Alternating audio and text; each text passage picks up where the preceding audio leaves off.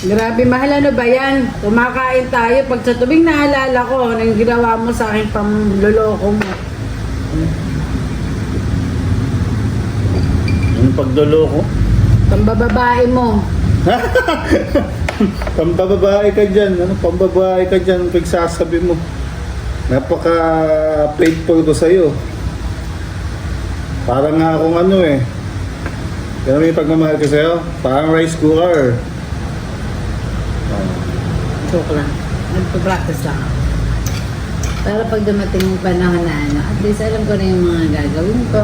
Kulang pa nga yun, dapat sasampalin pa kita eh. Grabe ka naman. Alam mo, sabi ko nga kanina, pagmamahal ko sa'yo, parang rice cooker. Ba't naman rice cooker? Hindi mo na kailangan bantayan. Pwede na! Di totoo yan. Bola lang yan.